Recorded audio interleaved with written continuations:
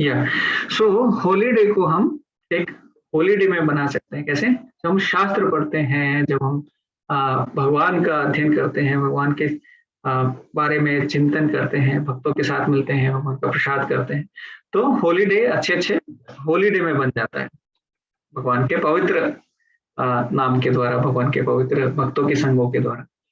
तो जैसे अभी क्रिसमस हॉलीडे है, फिर न्यू ईयर का हॉलीडे है, तो अभी जो थर्ड चैप्टर है वो है कर्म योग, है ना। तो कर्म करना चाहिए। हमारे बहुत सारे भक्त हैं जो बहुत अच्छा अच्छा कर्म कर रहे हैं। जैसे हमारे सुशांत प्रभु हैं, उन्होंने एक बॉक्स से ज्यादा भगवत गीता का डिस्ट्रीब्यूशन किया है। तो इस महीने में जो भी भगवत गीता शास्त्रों का दान करता है, उनका डिस्ट्रीब्यूशन करता है, शिला प्रभुपाद उनसे बहुत खुश होते हैं। प्रभुपाद कहते हैं कि जब तक बुक डिस्ट्रीब्यूशन होता रहेगा तब तक मुझमें एनर्जी मिलती रहेगी। तो हमें अगर प्रभुपाद को खुश करना है तो प्रभुपाद के लिखी गई भगवत गीता का वितरण हमें करना चाहिए।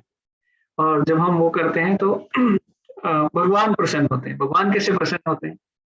कलयुग में सबसे आसान तरीका है कि जो भगवान के भक्त हैं उनकी हम सेवा करें, और उससे भगवान फटाफट प्रसन्न हो जाएंगे, भगवान खुश हो जाएंगे।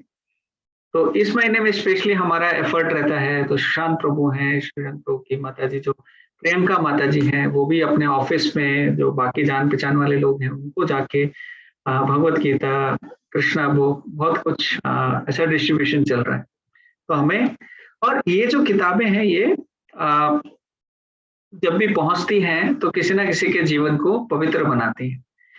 लोग सिर्फ रख भी लेते हैं, इसको छू भी लेते हैं, इसके संपर्क में भी आते हैं और इसको अप्रिशिएट भी कर देते हैं, तो भी उनको कुछ ना कुछ एक स्वीकृति मिलती है कि हाँ देखो आपने इसको अप्रिशिएट किया, इसको पढ़ा। तो एक बार पढ़ने से, एक बार देखने से, एक बार इसको अप्रिशिएट करने से आपका अगला जन्म मनुष्य का तो पक्का है ना। तो अदरवाइज गारंटी नहीं रहती कि हम लोग पक्का मनुष्य बनेंगे कि नहीं बनेंगे।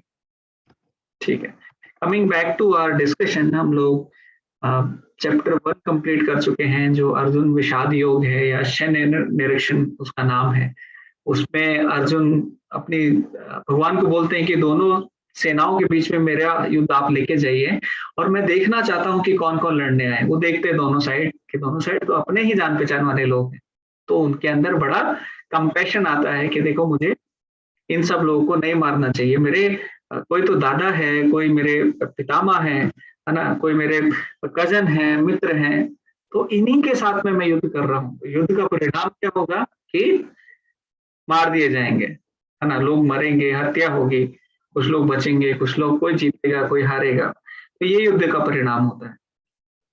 तो वो देखकर वो बहुत सारे अलग अलग आर्ग्यूमेंट अर्जुन ने दिए थे फर्स्ट चैप्टर में, तो उसका आंसर करने के लिए, और सेकंड चैप्टर के शुरू में अर्जुन बोलते हैं कि मैं डिसीजन नहीं ले पा रहा हूँ, भगवान आप मुझे गाइड करो। भगवान बोलते हैं ठीक है, वो एक श्लोक बोलते हैं बहुत फेमस, कार्पण्य दोषो प्रहत स्वभाव पृच्छामि त्वाम धर्म सम्मूढ़ चेता यश्रेशानि निश्चितम हुई धर्मे शिष्यस्ते हम साधि माम त्वाम प्रपन्नम। ऐसे भगवान को प्रार्थना करते हैं कि देखो अभी तो मैं डिसीजन नहीं ले पा रहा, आप ही मुझे गाइड करो, आप ही मुझे बताओ। सेकेंड चैप्टर में हमने देखा भगवान बहुत सारी चीजें अर्जुन को बताते हैं। तो बहुत सारी चीजों में क्या क्या बताते हैं, एक तो ज्ञान देते हैं कि आप ये शरीर नहीं हो, आत्मा हो, है ना। और वो ज्ञान देने के बाद में अर्जुन को बोलते हैं कि देखो आपको युद्ध करना चाहिए। और उस ज्ञान में भी बताते हैं कि देखो अगर आप अपने आप को शरीर समझते हो तो भी युद्ध करना चाहिए, अगर आत्मा तो हो ही आप, तो आत्मा का कभी निधन नहीं होता, आत्मा कभी मरती नहीं है। बहुत सारे भगवान आर्ग्यूमेंट देते हैं। तो सांख्य फिलॉसफी उसको बोलते हैं, जो शरीर और आत्मा का जो ज्ञान है, क्या अंतर है, हम कौन है, तो उसको सांख्य फिलॉसफी कहते हैं। फिर दूसरा कर्म कांड भी भगवान उसमें बताते हैं। कर्म कांड में क्या बोलते हैं, अरे अर्जुन अगर आपने युद्ध किया तो अगर आप जीत गए तो आपको इस दुनिया का राजा बन जाओगे आप, है ना। अगर आप हार गए, आपकी मृत्यु हो गई, तो आप स्वर्ग लोक में जाओगे, है ना। और स्वर्ग लोक में जाओगे तो दोनों तरफ से आपकी जीत है, राइट।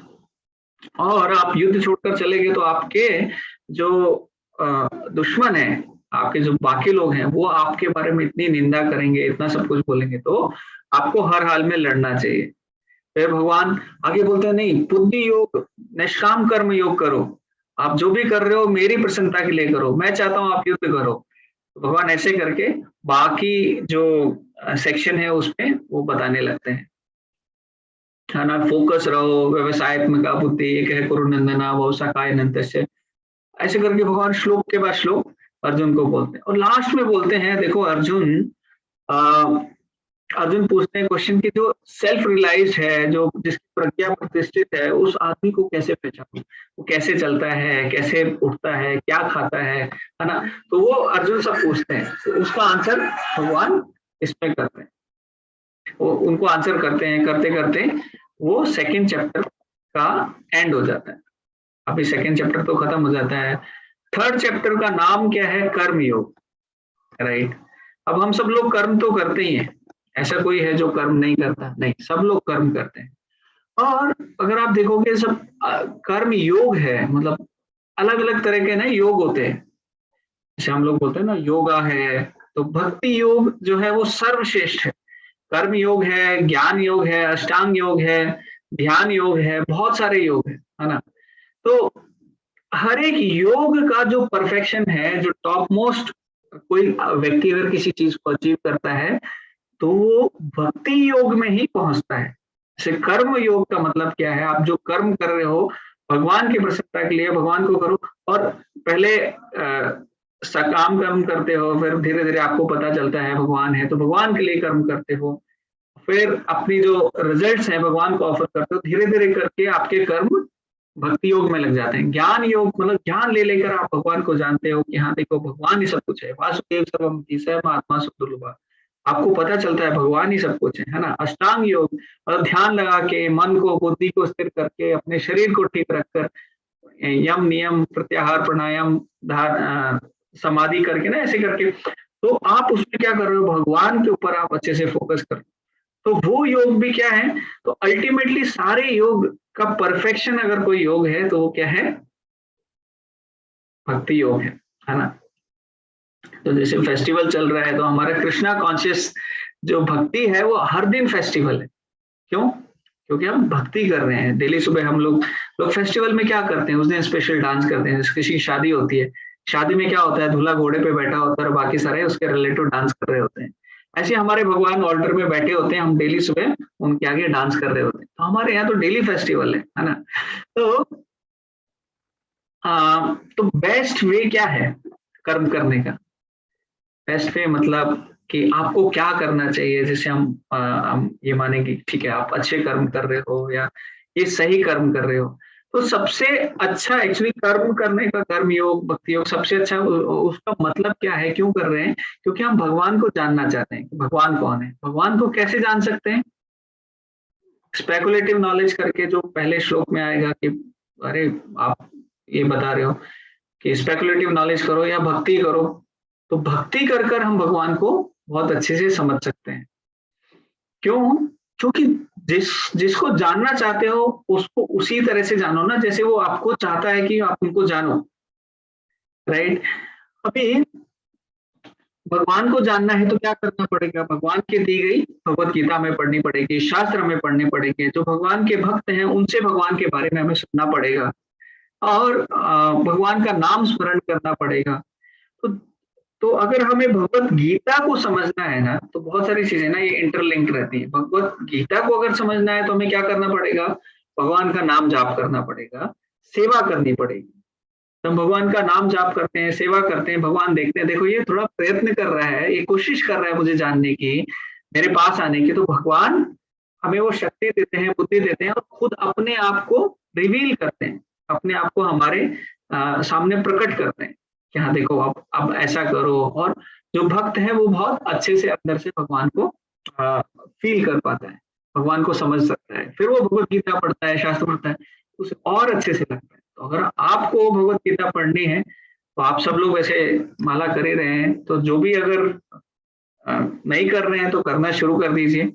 और 16 माला हम लोग मिनिमम रिकमेंड करते हैं। सुशांत प्रभु कर रहे हैं, मंकी माता जी कर रही हैं, सत्या माता जी भी 16 माला शायद नहीं कर रहे हैं, थोड़े कम कर रहे होंगे।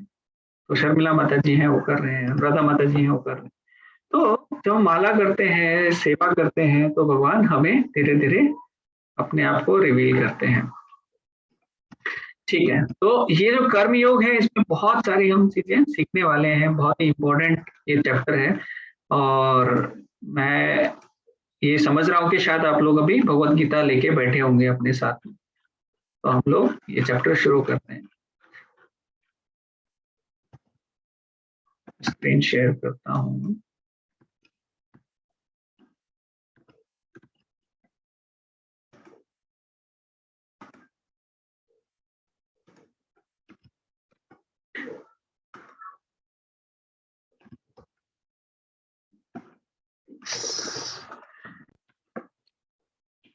कर्मयोग चैप्टर 3 श्लोक नंबर 1।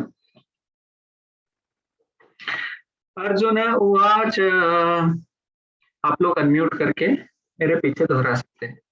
अर्जुन उवाच, अर्जुन उवाच, जायसी चेत कर्मणस्ते, जयति चेत् कर्मणस्ते, मता बुद्धिर्जनार्दन, मता बुद्धि Janardan,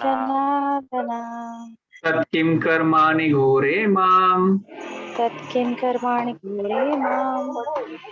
योजयसि Keshav.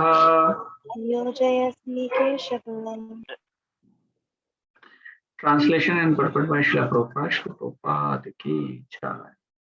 Translation: Arjuna said, "O Janardhan, O Keshava, why do you want to engage me in this ghastly warfare if you think that intelligence is better than fruity work?" तो अर्जुन क्वेश्चन कर रहे हैं, अरे भगवान, आपने सबसे पहले मुझे क्या सिखाया कि क्या करना है?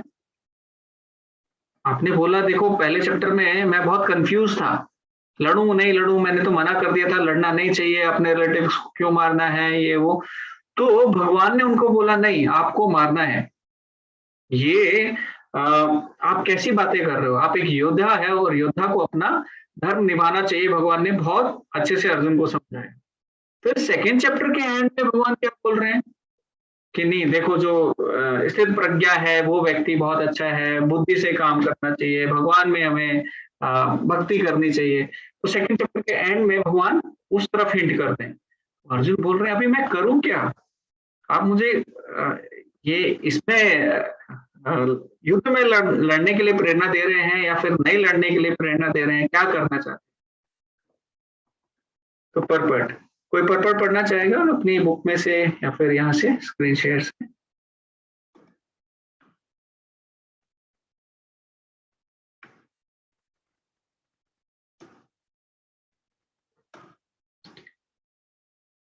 ठीक है, मैं पढ़ता हूँ। The Supreme Personality of Godhead, Shri Krishna, has very elaborately described the constitution of the soul in the previous chapter, with a view to delivering his intimate friend Arjuna from the ocean of material grief. भगवान क्या बोल रहे हैं कि भगवान ने, प्रभुपाद क्या बता रहे हैं, भगवान ने बताया कि देखो डिटेल में बताया कि आत्मा क्या है, आत्मा का भगवान का रिलेशन क्या है, आत्मा को एज इस शरीर में रह के उसके क्या क्या करना चाहिए, है ना। वो सेकंड चैप्टर में बहुत अच्छे से बताया है अर्जुन को। And the path of realization has been recommended, buddhi yoga, और बुद्धि योगा और भक्ति योगा और कृष्णा कॉन्शियसनेस, वो बताया था भगवान ने। Sometimes Krishna consciousness is misunderstood to be inertia. Inertia मतलब कि अरे भक्त हो तो मतलब भक्ति का क्या मतलब है, कुछ नहीं करते, बैठे रहते हैं माला लेके, या फिर कुछ एक्शन नहीं करते हैं, वो काम नहीं करते हैं, है ना। One with such misunderstanding often withdraws to a secluded place to become fully Krishna conscious by chanting the holy name of Lord Krishna. बोल रहे कि हाँ ठीक है, ऐसे व्यक्ति क्या करेंगे, मतलब लोगों को ऐसा मिसअंडरस्टैंडिंग है कि ऐसे लोग अपना सब कुछ छोड़ के अकेले में जाके माला लेके माला करते रहते। But without being trained in the philosophy of Krishna consciousness, it is not advisable to chant the holy name of Krishna in a secluded place where one may acquire only cheap adoration from the innocent public.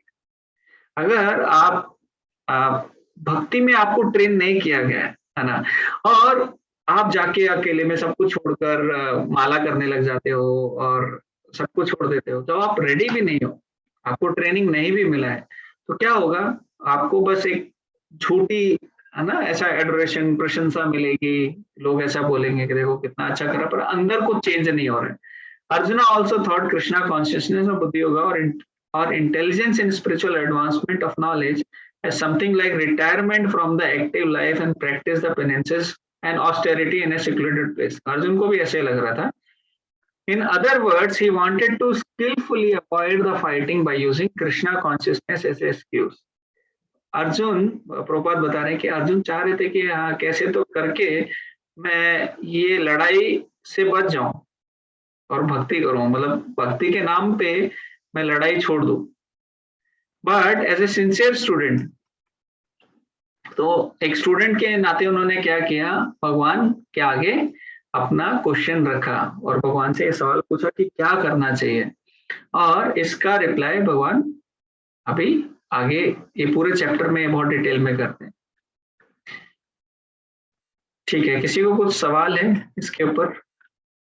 आपको कभी भी कोई सवाल है तो पूछ सकते हैं बीच में भी.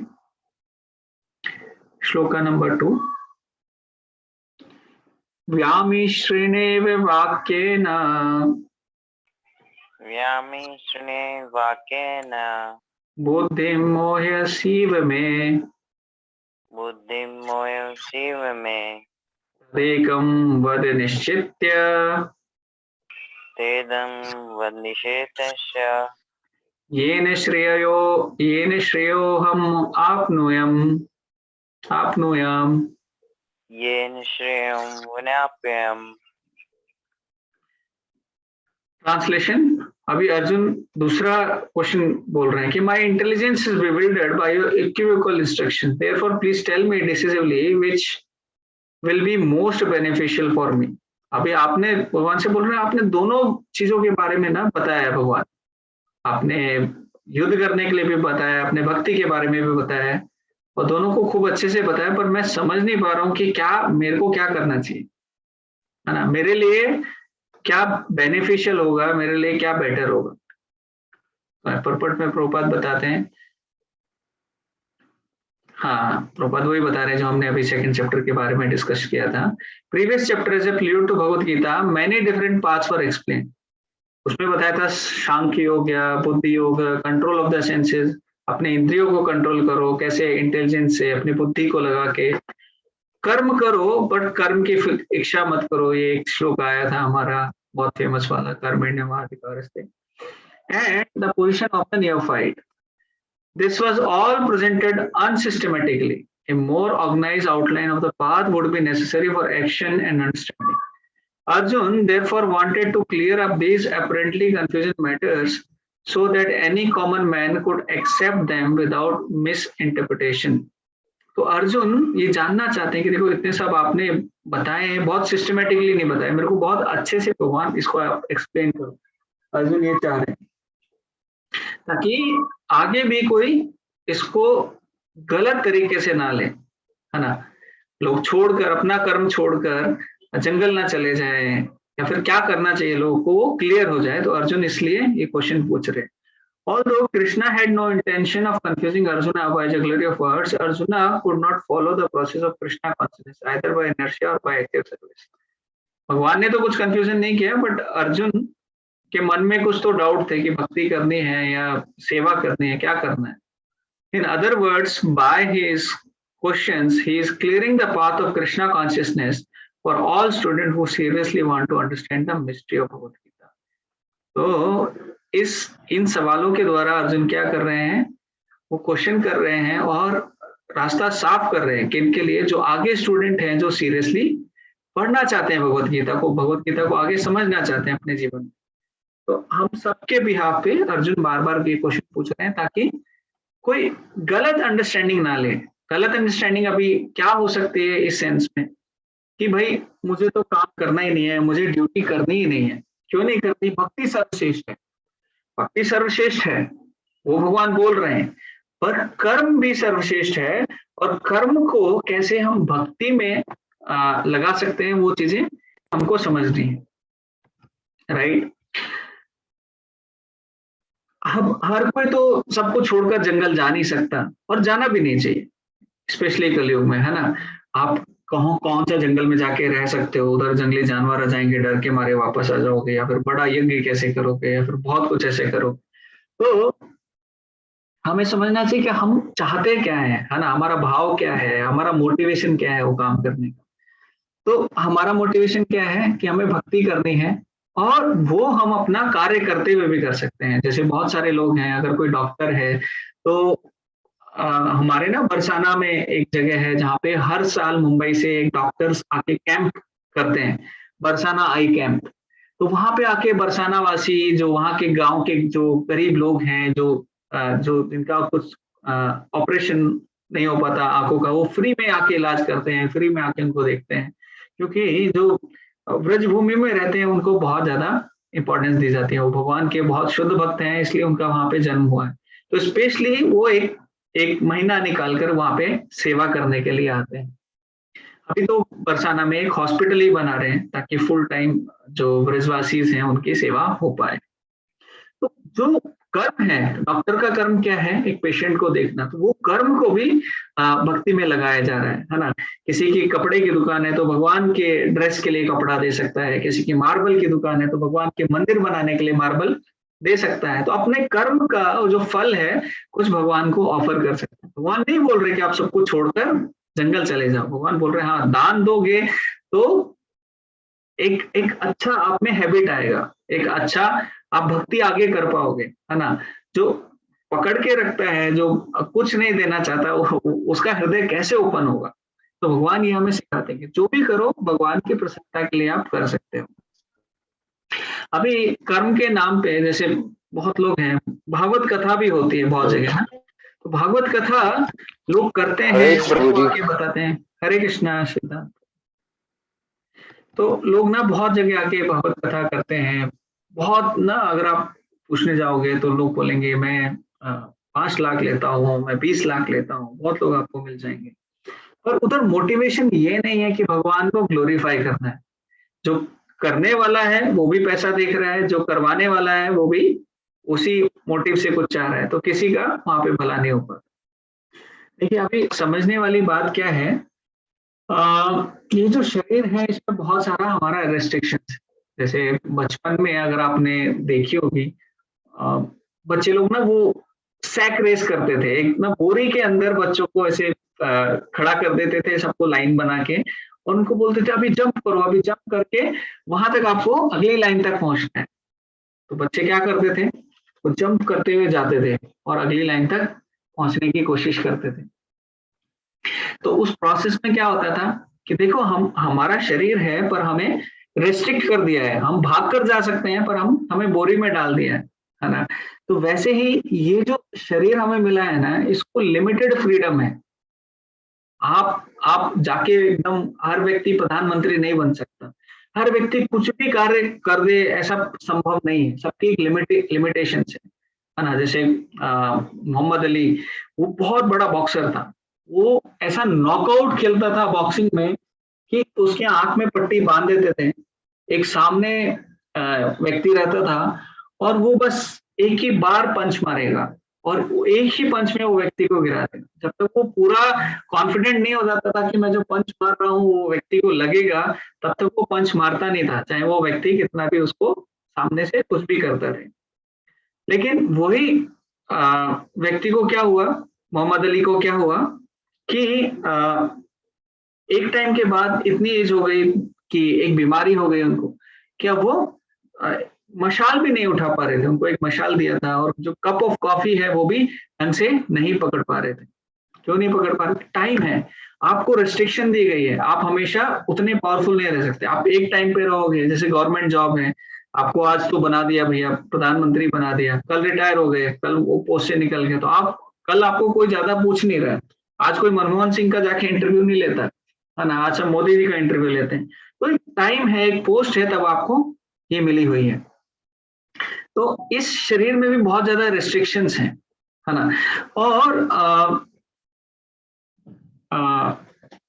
जब हम भगवान की भक्ति करते हैं तो ये जो शरीर है उसमें जैसे रेस्ट्रिक्शंस है, तो जैसे हम बोरे से बाहर निकालते हैं बच्चे को और वो भाग कर फटाफट पहुंच जाते हैं, तो वैसे ही जब हम फ्री हो जाएंगे ना, जैसे हम अच्छे कर्म करेंगे भगवान के प्रति, अच्छे कर्म करेंगे, भगवान के भक्तों के लिए कुछ अच्छा कार्य करेंगे, भगवान के शास्त्र का दान करेंगे, लोगों को अच्छी चीजें बताएंगे, तो उससे क्या होगा, हम सब ये कर्म वाले चक्कर से बच जाएंगे, और बच जाएंगे तो क्या होगा, हम ये रेस्ट्रिक्शन से फ्री हो जाएंगे और भगवान के धाम वापस चले जाएंगे, है ना।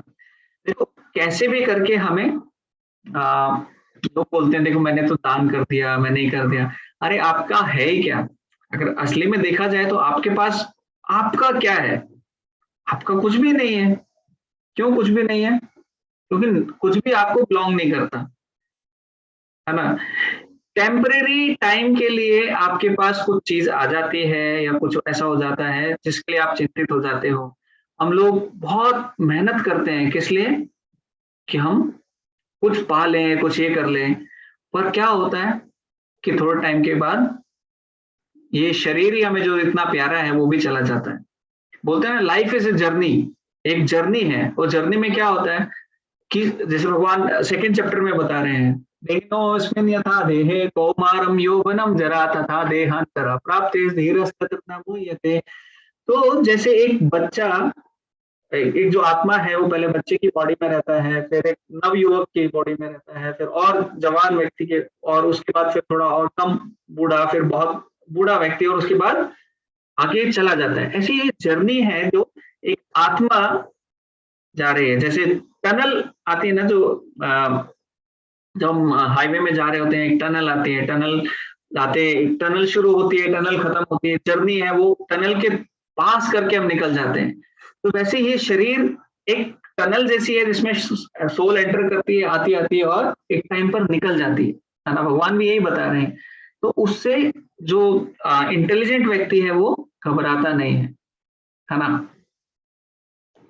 सो अगर हम वो एक्शन नहीं कर रहे हैं जो हमें करने चाहिए, कौन से एक्शन जो भगवान बता रहे हैं कि हाँ ठीक है, हमें प्रसाद खाना चाहिए, हमें शास्त्र पढ़ने चाहिए, हमें बहुत सारा अच्छा काम करना चाहिए, तो क्या होगा, वो जर्नी के बाद या तो हम सीधा भगवान के धाम जा सकते हैं, नहीं तो हमें क्या होगा, हमें फोर्स करके अगला जन्म मिल जाएगा। अगला जन्म कुछ भी हो सकता है, बहुत अच्छा जन्म हो सकता है, बहुत खराब जन्म हो सकता है, हमारे बहुत बड़ा शरीर मिल सकता है, बहुत छोटा शरीर मिल सकता है, हमें एक ह्यूमन बीइंग का शरीर मिल सकता है, या जानवर का मिल सकता है, व्हाइट मिल सकता है, ब्लैक मिल सकता है, हमारे ऊपर कोई कंट्रोल नहीं है। देखिए क्यों बता रहे हैं ये सब, क्योंकि कर्मा, जो कर्म कर रहे हैं वो बहुत इंपॉर्टेंट है ना। तो अगर हम हो क्या जाता है, अगर जो जो बताया गया है, जो सही रास्ते पे नहीं चलता, जैसे भूल भुलैया एक होती है, उसमें भूल भुलैया में क्या होता है कि अगर आप सही रास्ते पे नहीं जा रहे हो तो आप घूम फिर कर उसी भूल भुलैया में घूमते रहते हो और वहीं फंसते रहते हो, वहीं फंस जाते हो, है ना।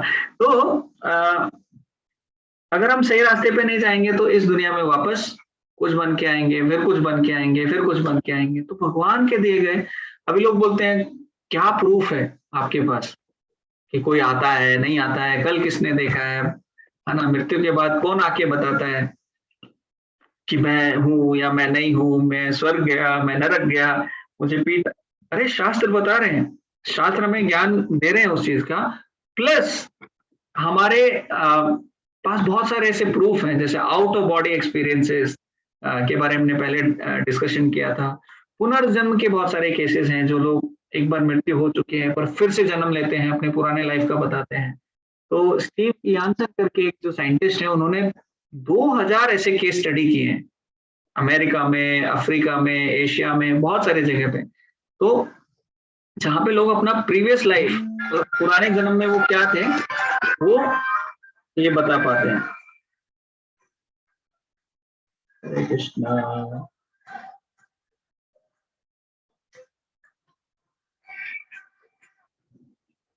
सॉरी।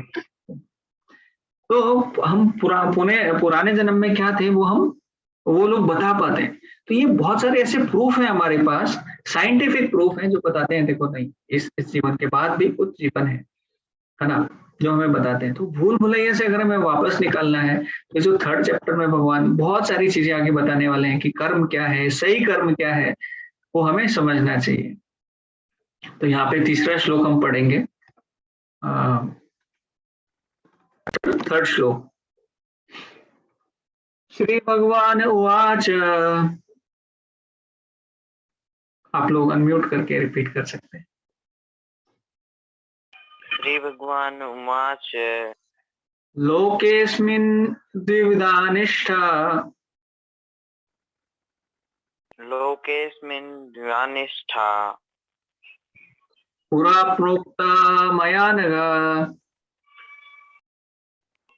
मया नघ, ज्ञान योगेन सांख्यानां, ज्ञान योगेन सांख्यानां, कर्म योगेन योगिनां।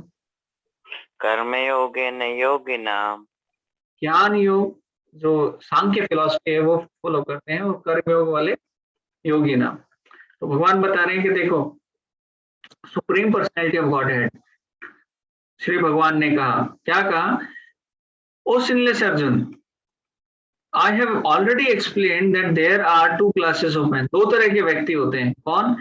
जो भगवान को समझना चाहते हैं, वैसे दो तरह के व्यक्ति हैं। तो पहले भगवान ने बताया, some are inclined to understand by empirical philosophical speculation and others by devotional service। एक तो भक्ति के द्वारा भगवान को समझना चाहते हैं, और दूसरे कैसे समझना चाहते हैं कि भाई स्पेकुलेशन कुछ करना चाहते हैं, कुछ अंदाजा लगाना चाहते हैं, या फिर जैसे सांख्य योग क्या होता है कि अच्छा ठीक है, कैसे समझते हैं कि ये भगवान है, ये नहीं है, ये नहीं है, ये नहीं है, सबको नेति नेति नेति नेति करके वो समझ जाते हैं कि ठीक है, ये नहीं है, ये नहीं है, तो ये होगा, राइट। या फिर सांख्य योग मतलब गिनती करते हैं, जैसे 24 एलिमेंट हैं इस दुनिया में, है ना, तो उसमें गिनते हैं आत्मा है, फिर ये शरीर है, 5 इंद्रियां हैं, 5 ज्ञान इंद्रिय, तो ऐसे करके वो गिनते रहते हैं, ये सब चीजें हैं, और एक आत्मा है, फिर सबसे लास्ट में परमात्मा है। तो वो सांख्य फिलॉसफी होती है। तो दो तरह के भगवान बोल रहे हैं कि दो तरह के लोग हैं। अभी इसमें प्रभुपाद पुराने जो सेकंड चैप्टर है उसके बारे में बता रहे हैं कि जहाँ कहाँ पे सांख्य योग, कहाँ पे कर्म योग, कहाँ पे बुद्धि योग के बारे में सेकंड चैप्टर में डिस्कशन हुआ था। तो the other class of man work in Krishna consciousness explained in the 60 verse. ठीक है, ये हमने सेकंड चैप्टर काफी डिटेल में पढ़ा है।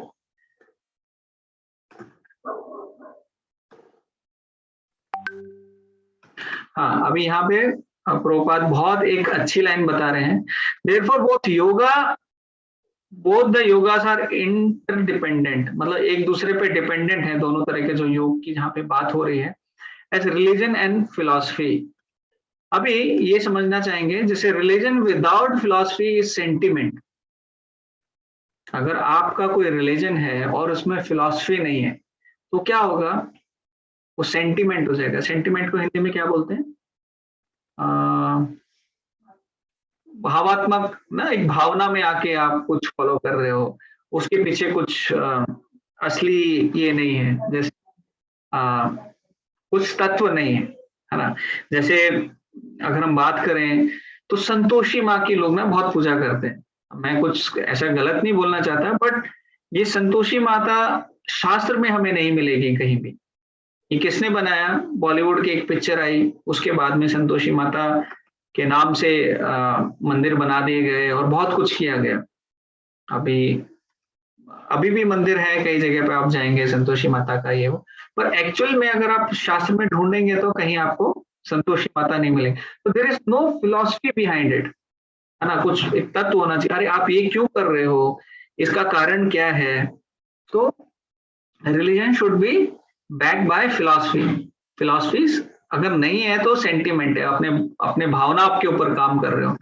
और समटाइम्स फेनेटिज्म, फेनेटिज्म मतलब जो बहुत ज्यादा फेनेटिक हो जाते हैं। फेनेटिक मतलब जैसे कुछ धर्म के लोग हैं, वो बोलते हैं कि नहीं, अगर हमारा धर्म फॉलो नहीं किया तो आप नरक में जाओगे, और हमारा धर्म फॉलो नहीं किया तो आप क्या हो, कुछ तो बोलते हैं, काफिर है, ये है वो, कुछ तो ऐसा बोलते हैं। अरे नहीं, वैसा नहीं है। कोई भी भगवान जो है वो चाहते हैं कि हम सब भगवान को प्रेम करें, भगवान के जो भक्त हैं बाकी सब लोगों को प्रेम करें। अगर उसके पीछे फिलॉसफी नहीं है ना, तो फेनेटिज्म में भी चला जाता है। And why philosophy without religion is mental speculation. और खाली फिलॉसफी है और उसमें कोई रिलीजन नहीं है, तो क्या हो जाएगा? मन से बनाया हुआ हो जाएगा। इसके भी बहुत सारे उदाहरण रहते हैं। ठीक है, अपने मन से बहुत लोग बहुत सारी चीजें करने लग जाते हैं, है ना? जैसे आ,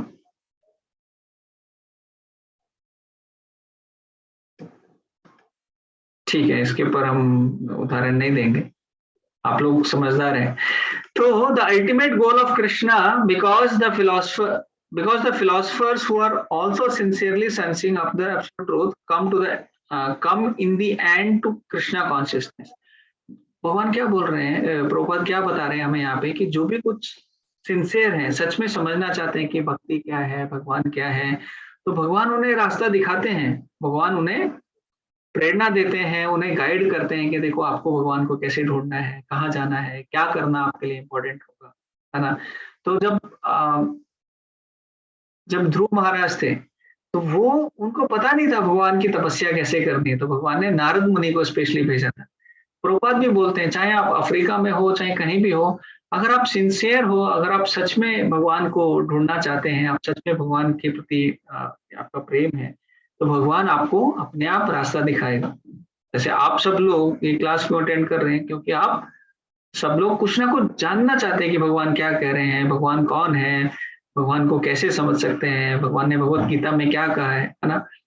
हमारे इस्कॉन के एक स्वामी है, राधानाथ स्वामी। राधानाथ स्वामी महाराज वो बचपन से बहुत ज्यादा इंक्विजिटिव थे, जानना चाहते थे, बहुत जिज्ञासु थे कि भगवान कौन है, सच में सत्य क्या है। तो वो अमेरिका से, अगर आप देखेंगे, अमेरिका से पहले यूरोप आए, यूरोप में सब जगह वो ढूंढ रहे थे, बहुत सारे अलग अलग धर्मों में वो गए, बहुत सारे अलग अलग रिलीजन उन्होंने फॉलो किए, पर वो संतुष्टि नहीं मिल रही थी। फिर वो कैसे तैसे करके इंडिया आए, और वो जब तपस्या कर रहे थे, मेडिटेट कर रहे थे, तो मेडिटेट करते करते उनको अंदर से आवाज आई कि गो टू इंडिया, आप इंडिया जाओ। वो भगवान से प्रार्थना कर रहे थे, मुझे क्या करना चाहिए? भगवान ने बोला आप इंडिया जाओ। इंडिया आए, इंडिया में हिमालय में बहुत सारे साधुओं के साथ रहे, बहुत सारे अलग अलग साधुओं से मिले, और अंत में घूम फिर कर शिला प्रभुपाद के पास पहुंचे। और शिला प्रभुपाद के पास जब वो पहुंचे, तो उन्हें असली संतुष्टि हुई कि हाँ देखो, इनको मैं अपना गुरु बना सकता हूँ, इनके लिए मैं अपना पूरा जीवन त्याग कर सकता हूँ। और जब से वो मिले प्रभुपाद को, उसके बाद आज तक वो इतने ज्यादा प्रभुपाद के प्रति डेडिकेटेड है। अगर आप लोग के उनका ना एक जीवनी है, बहुत ही प्रेरणादायक है, अगर कोई पढ़ना चाहता है तो बताना, मैं आप लोग को बुक भेजता हूँ। अगर आप बुक पढ़ने में इंटरेस्टेड है, ऑटोबायोग्राफी है, आप पढ़ना शुरू करेंगे फटाफट उसको पढ़ के खत्म कर सकते हैं। तो जब आप, या प्रभुपाद बोल रहे, जब आप खुद से सिंसियर होते हो, भगवान कोई ना कोई आपके लिए रास्ता ढूंढ ही देते हैं।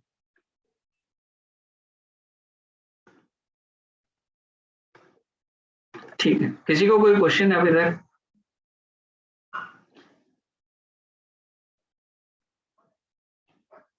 और लास्ट में प्रभुपाद बताते हैं कि दोनों रास्तों में से द कृष्णा कॉन्शियसनेस, जो भक्ति का रास्ता है, वो बेटर है, वो अच्छा है। क्यों? Because it does not depend on purifying the senses by philosophical process.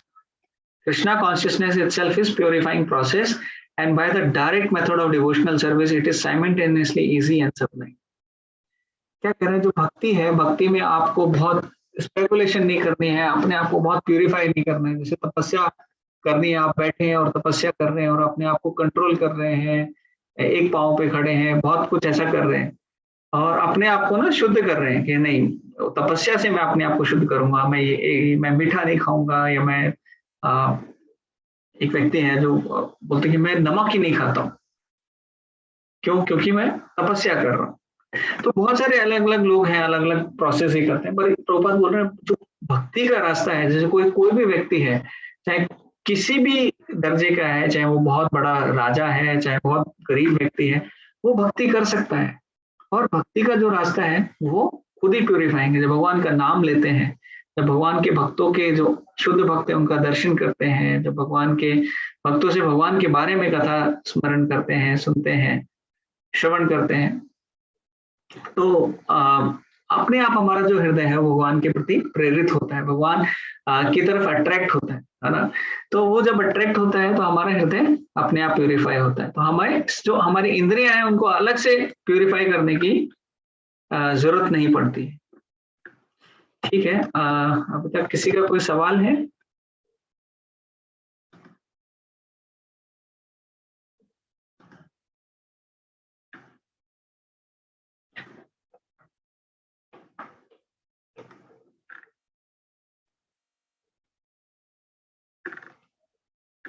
बहुत अच्छे अच्छे अभी आगे श्लोक आने वाले हैं, 5, 6। तो श्लोक नंबर 4 पढ़ेंगे और इसके बाद में हम आज का सेशन यहीं पे समाप्त करेंगे, 4 का ट्रांसलेशन और परपट डिस्कस करके। आप लोग हैं ना सब साथ में? मुझे कुछ सुनाई नहीं देता तो पता नहीं चलता।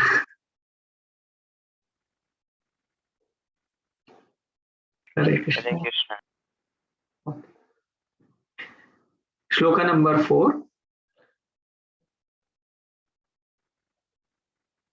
न कर्मणाम अनारंभान न कर्मणाम अनारम्भाम नैष कर्म कर्मयम पुरुषोस्ते नैश्वर्यं कर्म पुरुषोत्ते न च संन्यासनादेव न च शनने देव सिद्धिं समधिगच्छति। सिद्धिं समाधिगच्छति। Not by merely abstaining from work can one achieve freedom from reaction, nor by renunciation alone can one attain perfection. हम बोल रहे हैं कि आप अपना कार्य छोड़ दो। जब अर्जुन बोल रहे हैं ना मैं सब कुछ छोड़ के क्या भगवान की तपस्या करने जा रहा था, और बोल रहे नहीं, आप not by merely abstaining from work can one achieve freedom from reaction. जो हर एक कर्म है उसका फल मिलता है ना। आप ये चाहो कि मैं कर्म करूंगा ही नहीं तो फल कहाँ से मिलेगा? क्योंकि फल मिलेगा तो फल भोगना पड़ेगा, चाहे फल अच्छा हो चाहे बुरा हो। वो फल भोगने के लिए अगला जन्म लेना पड़ेगा। आपने अच्छे कर्म किए हैं तो आपको बहुत अच्छा जन्म मिलेगा, आपने बुरे कर्म किए हैं तो बहुत बुरा जन्म मिलेगा, है ना। और इन सब से आप बच नहीं सकते हो। कैसे? अगर मैं बोलूं कर्म करूंगा ही नहीं, है ना, तो वैसे ही भगवान बोल रहे हैं वैसे नहीं बच सकते। Nor bye renunciation alone can one attain perfection. और त्याग भी कर दिया आपने सब कुछ तो भी आपको परफेक्शन नहीं मिलेगा। तो अर्जुन अभी अर्जुन का जो सवाल था कि मैं क्या सब कुछ छोड़कर जंगल चला जाऊं, भगवान यहाँ पे बता रहे नहीं, वो आपको करने से वहां कुछ मिलने वाला नहीं है। अल्टीमेटली भगवान ये बोल रहे हैं। परपट में प्रभुपाद बताते हैं कि आपको रिनाउंस ऑर्डर कब लेना चाहिए? Excepted when one is purified by the discharge of prescribed duties which are laid down just to purify the heart of materialistic man. देखो, हमारा हृदय शुद्ध करने के लिए तरीका होता है, रेगुलेटिव प्रिंसिपल्स हमें फॉलो करने पड़ते हैं। जैसे हम 4 नियम का पालन करते हैं। 4 नियम क्या है? कि हम शराब नहीं पीते, हम मांस नहीं खाते, जुआ नहीं खेलते, हम गलत संबंध नहीं बनाते हैं, है ना। तो वो 4 नियम हम फॉलो करते हैं। उसके बाद अगर वो फॉलो करते हैं तो हम एक मनुष्य कहला सकते हैं। अगर वो फॉलो नहीं कर रहे तो हम मनुष्य भी नहीं कहला सकते, मतलब नेगेटिव जीवन चल रहा है हमारा। अच्छा, और उसके बाद में आप भक्ति के नियम अपने जीवन में जोड़ते हैं। जैसे ABCD एसोसिएशन, भक्तों का एसोसिएशन लेते हैं। B फॉर बुक्स, किताब पढ़ते हैं। C फॉर भगवान का नाम चैंट करते हैं। D फॉर डाइट, भगवान का प्रसाद खाते हैं। और ये सब E से करते हैं, मतलब एंथुसियाज्म, एनर्जी के साथ, है ना। तो जब हम ये करते हैं तब हमारा हृदय प्यूरिफाई होता है। वो हृदय प्यूरिफाई होने में जितना हमारा भगवान के प्रति विश्वास है, जितना हम अपने सिंसियर हैं, उतना हमारा जल्दी हृदय प्यूरिफाई होता है। विदाउट प्यूरिफिकेशन, अगर बिना ये प्यूरिफाई करके अगर हम सन्यासी बन जाएं या रिनाउंस ऑर्डर ले लें तो भगवान बोल रहे हैं वैसा नहीं करना चाहिए। Without purification one can not attain success by abruptly attaining the fourth order of life. अगर आप चाहो कि नहीं मेरी तो ड्यूटी सब खत्म हो गई है, बच्चों की शादी हो गई है, सारे काम खत्म हो गए, अब जीवन में कुछ बचा नहीं तो मैं सन्यास ले लेता हूँ। नहीं, सन्यास ले लोगे पर कितनी देर बैठोगे? वहां बैठोगे और मन कहीं और रहेगा आपका। According to the empirical philosophers, simply by adopting sannyas or retiring from fruitive activities, one at once becomes as good as Narayan. कुछ लोग बोलते हैं कि ठीक है आप भगवान के बराबर हो गए, आप नारायण बन गए, है ना। कुछ एक संस्था है जिसमें एक दूसरे को, जो सन्यासी हैं वो क्या बोलते हैं, ओम नमो नारायण। क्या आप भी नारायण हो, मैं भी नारायण हूँ, हम दोनों नारायण हैं? नहीं, नारायण नहीं हो, आप भगवान के भक्त हो, राइट। अगर आप रिटायर करते हो, त्याग करते हो, तो भगवान को प्रसन्नता के लिए करते हो, आप नारायण नहीं बन जाते। वो फिलॉसफी भी थोड़ी सी गड़बड़ है। But Lord Krishna does not approve this principle. भगवान इसको नहीं कहते। भगवान क्या बोलते हैं, विदाउट प्यूरिफिकेशन ऑफ हार्ट संन्यास is simply disturbance in the social order.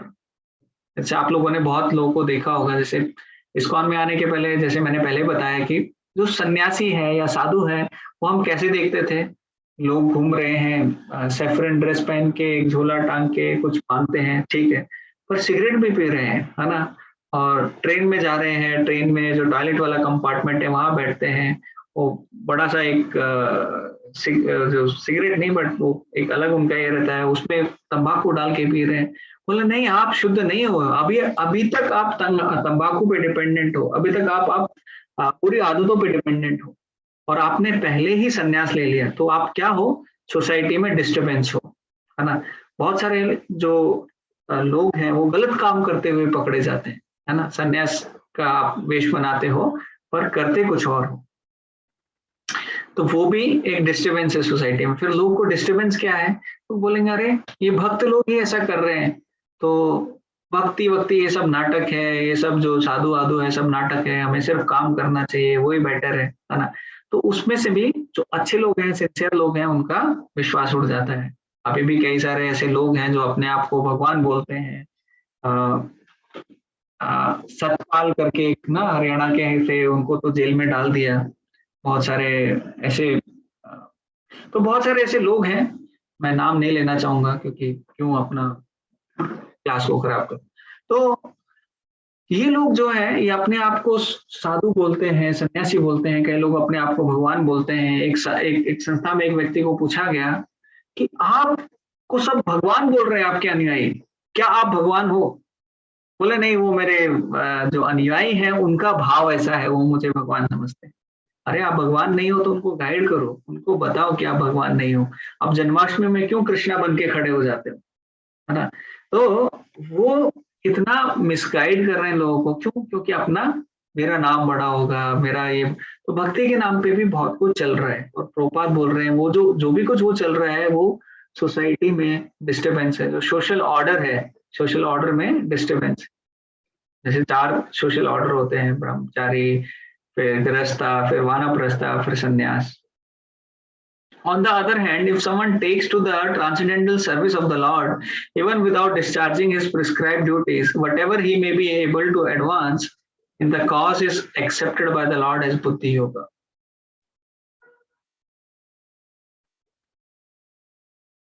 तो अगर आप भगवान की भक्ति में, ट्रांसेंडेंटल सर्विस में अगर आप लगते हो, और आप बहुत अच्छे से भी नहीं कर पा रहे हो, पर जो भी आप कुछ कर पा रहे हो, whatever he may be able to advance in this cause is accepted by the Lord. भगवान उसको एक्सेप्ट करते हैं, है ना। तो आप हृदय से जो भी भगवान के लिए कर रहे हो, भगवान उसको एक्सेप्ट करते हैं। यहाँ पे भी एक और श्लोका जो आया था सेकंड चैप्टर में, स्वल्पमप्यस्य धर्मस्य त्रायते महतो भया। आप भक्ति के रास्ते पे कुछ भी छोटा मोटा करते हो, वो आपको बड़े बड़े खतरों से बचा लेता है। Even slightest of performance of such principles enables one to overcome the great difficulties. तो ये है भक्ति की महानता। भक्ति करने से क्या हो सकता है। ठीक है, हम लोग अभी यहाँ पे रुकते हैं। आगे वाला श्लोक है, भगवान उसमें बता रहे हैं कि भैया everyone is forced to act. मतलब कोई भी व्यक्ति ऐसा नहीं है कि वो बिना काम किए एक सेकंड भी रह सकता है, ना ही कश्य क्षणम अपी, एक क्षण के लिए भी व्यक्ति नहीं रुक सकता। सबको हमेशा कोई ना कोई कार्य करते रहना है। बिना कार्य के इस शरीर में आप नहीं रह सकते। भगवान उसके बारे में बताएंगे, फिर सही क्या है गलत क्या है उसका आगे डिस्कशन इस चैप्टर में आएगा। अब अभी यहाँ पे स्टॉप करते हैं। अगर किसी का कुछ क्वेश्चन है तो आप पूछ सकते हैं, नहीं तो हम नरसिम्हा आरती करके आज थोड़ा जल्दी स्टॉप करेंगे।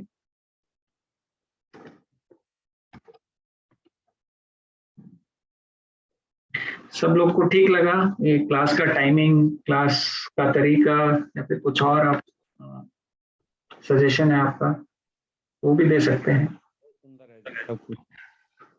सॉरी गुरु जी, आपकी आवाज नहीं आई। प्रभु जी बहुत परफेक्ट है जी सब कुछ, बहुत ही बढ़िया जी। प्रणाम सर। भक्तों से पूछने में यही नुकसान होता है कि वो सबको परफेक्ट ही बताते हैं। तो ठीक है, तो हम लोग अभी नरसिम्हा आरती करते हैं। और आप में से कोई करना चाहेगा नरसिम्हा आरती, गाना चाहेगा?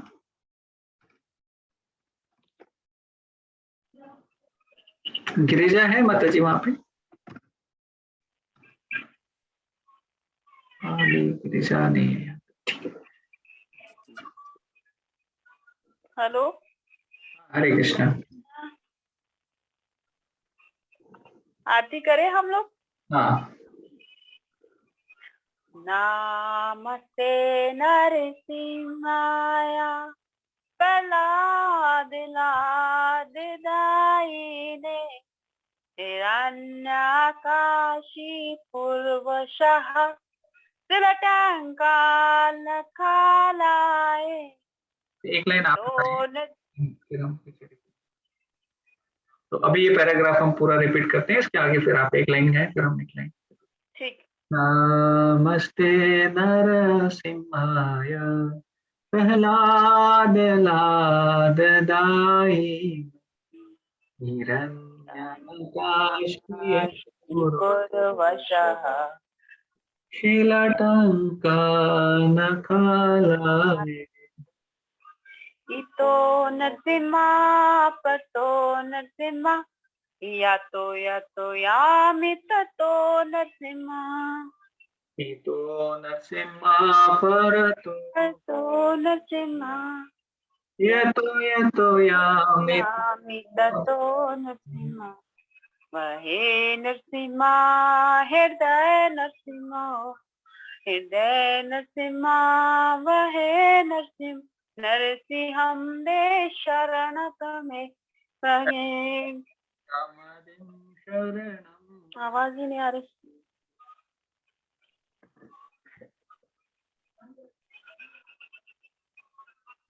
तब कर कमल वरे नख अद्भुत श्रृंगार दलित हिरण्य कशु तनुभंगा। ये पूरा पढ़ सकते हैं। केशव गृहता नर हरि रूपा जय जगदीश हरे जय जगदीश हरे जय जगदीश हरे।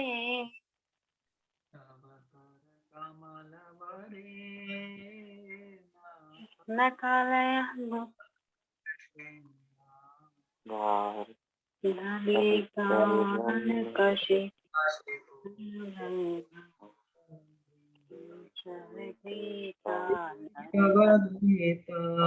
नरहरि रूप जय जगदीश हरे जय जगदीश हरे हरे जय जगदीश हरे जय जगदीश हरे। जय नरसिंहदेव जय नरसिंहदेव जय जय प्रहलाद महाराज महाराज प्रहलाद महाराज जय प्रहलाद महाराज। प्रभुपाद जय प्रभुपाद प्रभुपाद। हरे कृष्णा।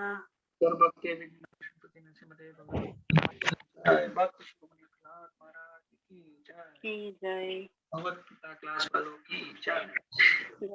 हम भगवान नरसिंहदेव से प्रार्थना करते हैं कि आप सबका जीवन, आप सबके जीवन में जो भी अध्यात्म में आगे बढ़ने के लिए जो भी बाधाएं हैं उनको हटाएं, चाहे वो फिजिकल लेवल पे हो, पर्सनल लेवल पे हो, चाहे किसी भी लेवल पे हो। भगवान आपकी सारी जो समस्याएं हैं उनको हटा कर आपको भक्ति में आगे बढ़ने की लिए जो भी चाहिए वो आपको प्रदान करें। हरे कृष्णा। हरे कृष्णा प्रभु। हरे कृष्णा। हरे कृष्ण प्रभु जी। हरे कृष्णा। हरे कृष्ण प्रभु जी। हरे कृष्णा सिद्धार्थ प्रभु, आप बहुत दिन बाद आए, थैंक यू फॉर ज्वाइनिंग। अरे हाँ जी जी जी आप आइए कीजिए रेगुलर, आप बहुत जी जी जी जी जी जी। ओके अब मैं हर संडे को आऊंगा। Okay Prabhu, thank you. Hare Krishna. So हम लोग यहाँ पे स्टॉप।